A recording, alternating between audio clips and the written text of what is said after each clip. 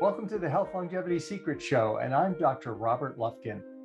Ayurvedic medical traditions going back over 5,000 years have a lot to say about approaches to preventing memory loss that have many fascinating similarities to the latest thinking about Alzheimer's disease prevention. Today, we are joined by someone who is not only an expert in the latest neuroscience and biochemistry of Alzheimer's disease, but is also an expert in Ayurveda. Dr. Rammohan Rao is a principal research scientist at Apollo Health. He has a Ph.D. in neuroscience and biochemistry and has worked closely with Dr. Dale Bredesen at the Buck Institute for Research on Aging, where he was an Associate Professor of Neuroscience, focusing in the areas of chronic stress, neuronal cell death, and mechanisms of age-associated neurodegenerative diseases, with special emphasis on Alzheimer's disease. Dr. Rao has over 25 years of research and teaching experience in neuroscience and has published more than 50 peer-reviewed papers in scientific journals and chapters in several textbooks. He is also a National Ayurveda Medical Association board-certified Ayurveda practitioner and a registered yoga teacher from Yoga Alliance USA. He teaches Ayurveda and yoga at the California College of Ayurveda. Now, please enjoy this presentation by Dr. Ram Rao. Hello, everybody. My name is Ram, and let me begin by thanking Drs. Robert Lufkin, Stephen Sidoroff, and all other team members for organizing this Alzheimer's Prevention 2021 conference. As part of the evidence-based prevention of Alzheimer's disease breakout session, it's my pleasure to talk about Ayurvedic influences on modern Alzheimer's prevention.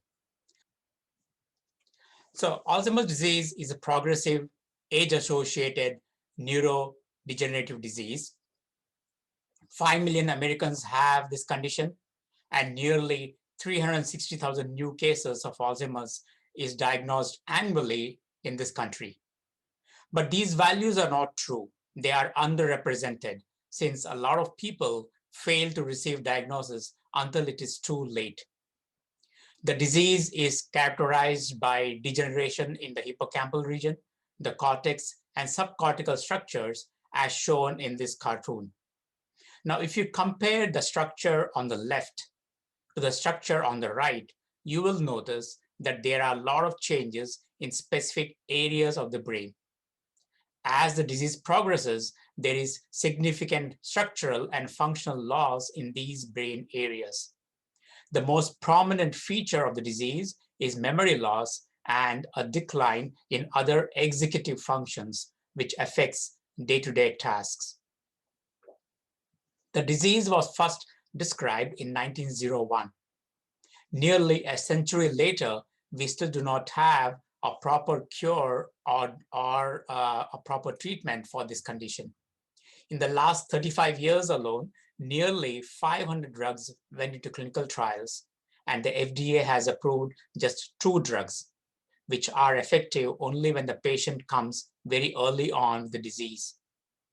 The very difficult and expensive process of drug discovery has resulted in losses of billions of dollars, prompting the need to revisit the entire process of drug discovery. The very difficult and expensive process of drug discovery is complicated by other facts. Number one, the exact cause or causes of the disease is or are unclear. Mutations account for only 1 to 5% of cases. The disease manifests very early on, but may go unnoticed. The disease itself exacerbates with other changes. It's a very complex, multifactorial with too many variables like genetics, diet, lifestyle, and environment. So prevention or prevention strategies are needed at this point. Now, the genetic and biochemical research work reported by us and others have now revealed an extensive network of molecular interactions involved in Alzheimer's pathogenesis, suggesting that a network-based therapeutics approach rather than a single target-based approach may be feasible and potentially more effective for the treatment of cognitive decline due to Alzheimer's. Are preventative strategies needed to increase, enhance, improve, or optimize all the parameters on the left side of the table. Because in Alzheimer's, these parameters on the left side of the table are subnormal or downregulated. Our preventive strategies are also needed to decrease or reduce all the parameters on the right side of the table. Because in Alzheimer's, all these parameters on the right side of the table are abnormally high, so they need to be reduced. So the question is, what are these strategies? My colleagues from Apollo Health, Dr. Dale Bredesen and Julie Gregory, have clearly mentioned these strategies that we use at Apollo Health, namely the pre-code and the recode programs. I will take a slight detour and speak about Ayurvedic preventive strategies for Alzheimer's. Ayurvedic medicine, also called Ayurveda, is a comprehensive medical system that began in India and the Indian subcontinent and has evolved over thousands of years. Ayurveda has long been the main healthcare system, although allopathic or modern medicine is more common now, especially in urban areas. Ayurveda means the science of life, and Ayurveda treats a human being as a combination of body, mind, and emotions, that is physical, mental or psychological, and emotional aspects, and aims to integrate and balance these three aspects to help prevent illness and promote wellness. This medicinal system employed scientific methodologies to treat not just the symptoms alone, but the root cause as well. This medicinal system involved both reduction and tonification therapies through a combination of diet, herbs, lifestyle changes, colors, aromas, yoga, and meditation. Ayurveda considered the mind, which in this talk I'll refer as the subtle aspect or the functional aspect of the brain. So it considered the mind or the brain and the digestive system as the two main roots of individuality. Ayurveda insisted on addressing the brain, both the mental and the emotional aspects, and the digestive system to sustain optimal health and wellness. Ayurveda considers each individual as a unique person, and treatment is always based on an individual's constitution. Diseases as well are subtyped. So based on the individual's constitution and based on the disease subtype, both prevention and treatment strategies are recommended. Now, in the next few slides, I'll present preventive strategies recommended by Ayurveda for memory and cognition. When I talk about the mind, I'll be referring to the brain actually. So in order to address the brain and the gut, one of the first preventive strategies that Ayurveda stressed on is a healthy diet, ahara. Healthy dietary practices or ahara requires for the person to be paying attention, to have a focus, and to have awareness on the food alone. Ayurveda says that you are what, when, how, why, and where you eat. Eating was considered as a meditative act. So it was necessary that while eating, you have your focus, you have your attention, and you have your awareness on the food alone.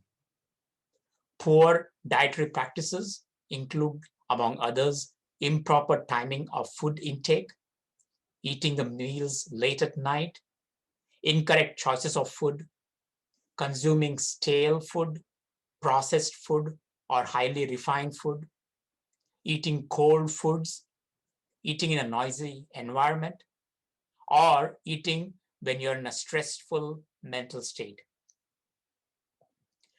Similarly, Ayurveda also recommended that, also said that an overabundance of calories or highly refined foods, together with poor eating practices, can trigger inflammation, withdrawal of trophic support, susceptibility to infection, and results in reduced immunity.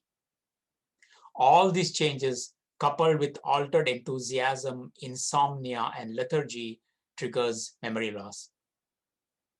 Ayurveda recommends that you take your food in a proper place. You take your food that is prepared with love. You give thanks to all those responsible for the food in front of you. You eat without distraction. You take the food with a proper frame of mind. And your food should be fresh, warm, and moist. Ayurveda also insists on chewing your food well. Each morsel of food required a minimum of 25 chews. Now we know that there are several scientific reports that closely link chewing to beneficial cognitive changes. Ayurveda also talked about good dietary practices.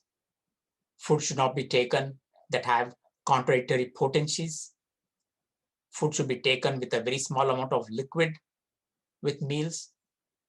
Ayurveda recommends you take cold, to avoid cold beverages while eating, to eat till you're 75% full, and to allow 3 to 4 hours gap between meals for the food to digest. So snacking intermittently between meals was not recommended. Ayurveda also strongly recommended an overnight fast of 12 to 14 hours for sustaining optimal brain function and good health.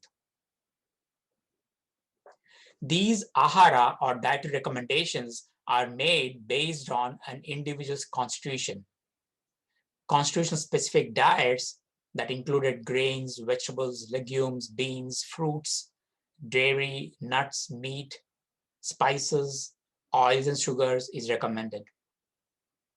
Seasonal eating or eating with seasons was recommended in order to prevent any disease formation. Ayurveda also talks about the importance of Jatar Agni. Jatar Agni is the digestive fire or the capacity to digest your food.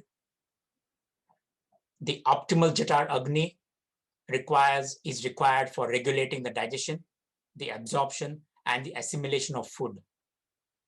And it has a profound influence on the immune system and the disease process as well.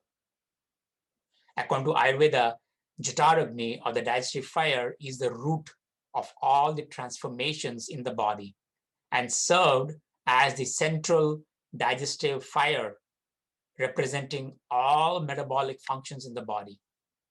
This includes, in addition to the digestive system or the digestive function, cellular metabolism, sense perception, thought function, and transformation of mental and emotional impressions.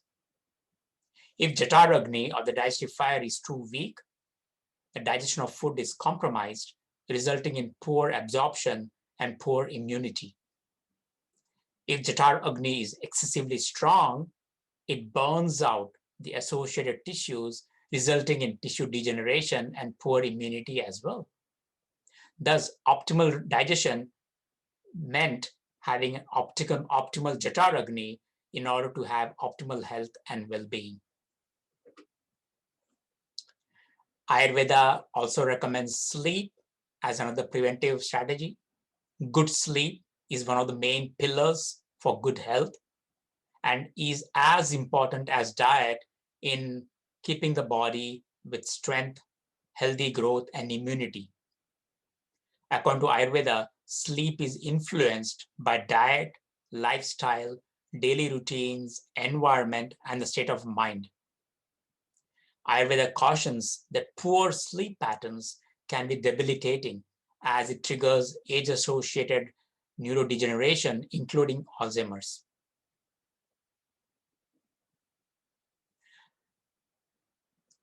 One of the other preventive strategies that Ayurveda recommends is Panchakarma, or what is known as periodical detoxification, purification, and rejuvenation therapies. These are highly recommended as they provide strength and nourishment to the brain, the mental and emotional states. These Panchakarma therapies, or what we call the detoxification, purification, and rejuvenation therapies, included oleation, fermentation, and transcranial therapies, in order to ensure optimal blood flow to the brain and in order to ensure efflux of toxic matter through increased lymphatic drainage. Now, a recent study on the cellular effects of Panchakarma revealed changes in several metabolites across many pathways. This Panchakarma-based study that included diet, meditation, yoga, massage, showed significant alterations in plasma metabolites that are consistent with metabolic changes in the gut microbiome and host metabolism that promotes general health and well-being.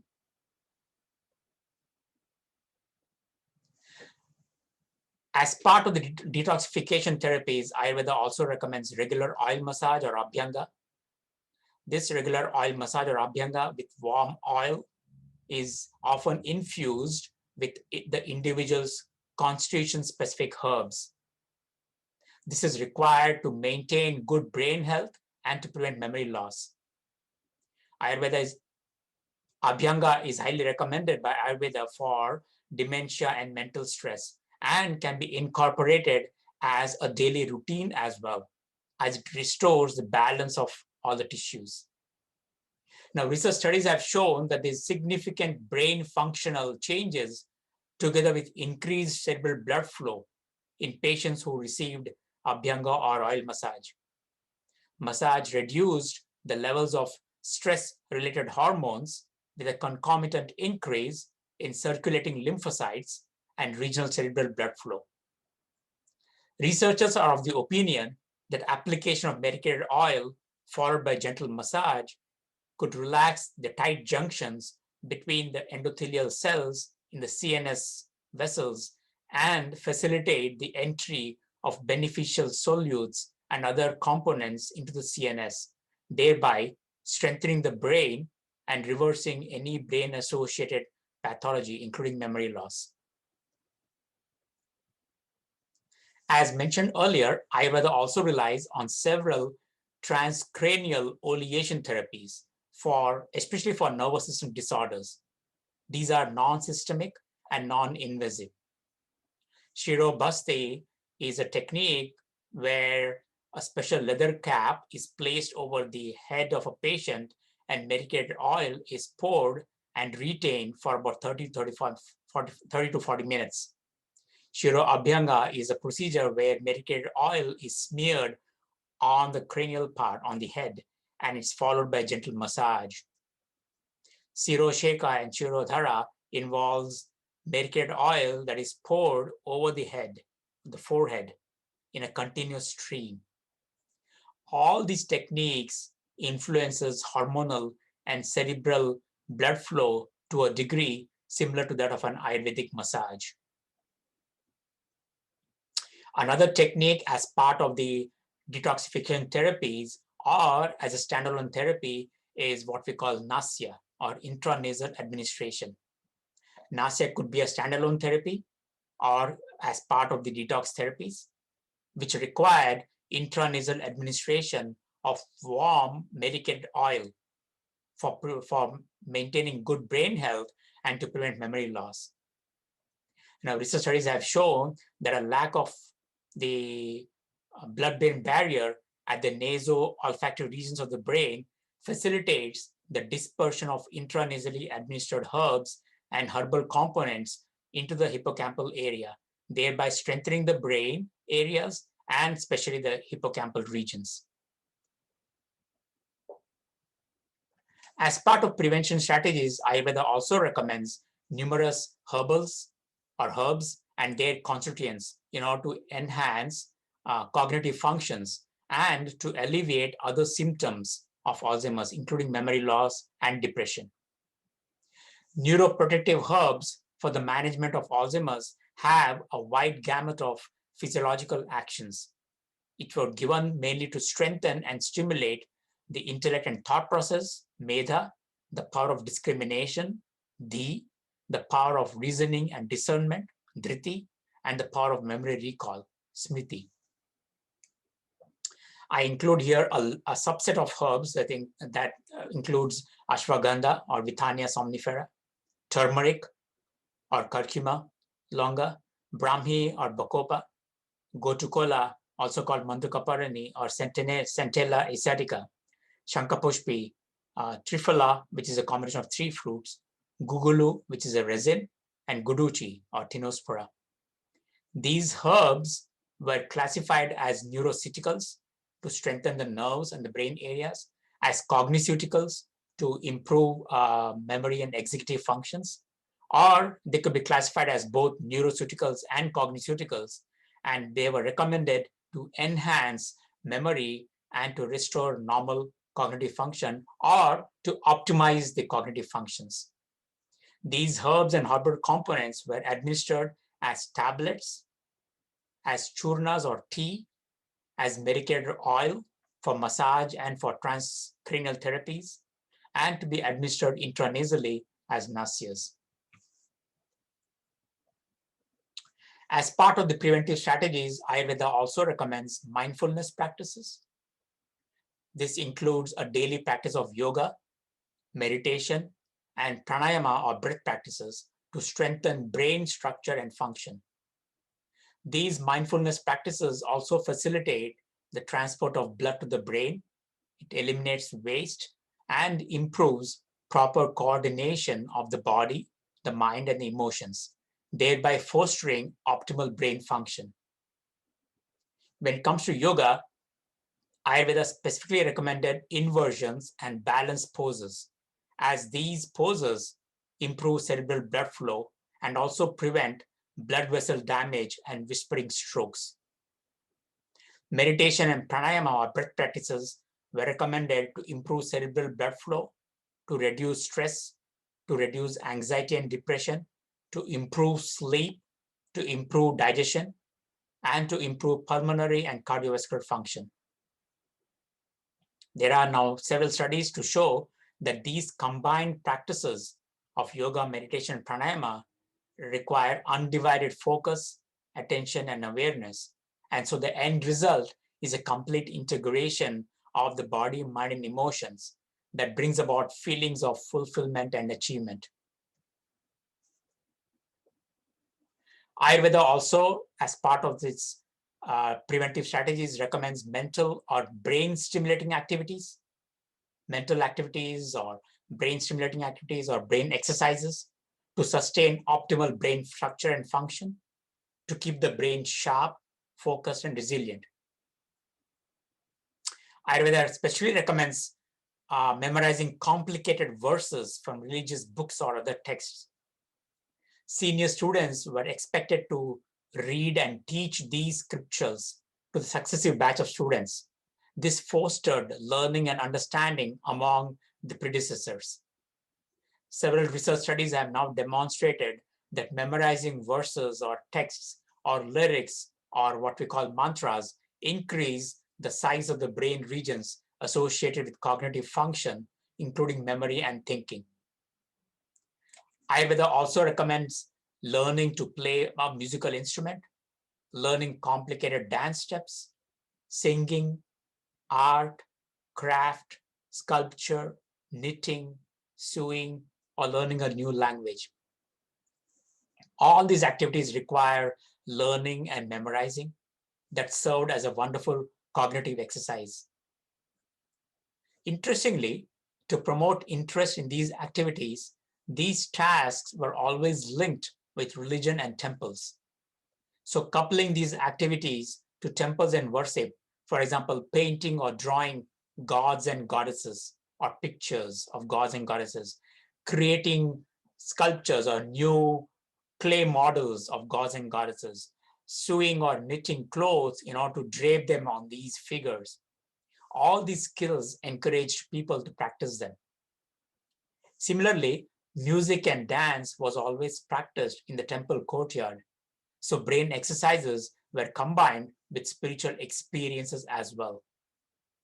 Now, the dance and music involved complicated steps and notes. So it promoted what we call neuroplasticity. Now, when it comes to musical instruments, wind instruments like the pipe or the flute was very popular. Notice that these wind instruments required strong diaphragmatic or belly breathing which resulted in powerful airflow, thereby strengthening the lungs and the heart. Playing a wind instrument was a perfect example of exercising the brain and the body. As part of the preventive strategies, Ayurveda also talks about achara or routines. These refer to the physiological machinery that controls the circadian rhythms or the 24-hour body clock. It's another component that has an important role in brain structure and function. According to Ayurveda, optimal brain health requires that an individual's physiology is in tune with the 24-hour light and dark cycle in conjunction with the sun and the earth's movement. Ayurveda provided several guidelines about the operations of the body clock in terms of time and season based routines called day routines, dinacharya, night routines, ratricharya, and seasonal routines, ritucharya.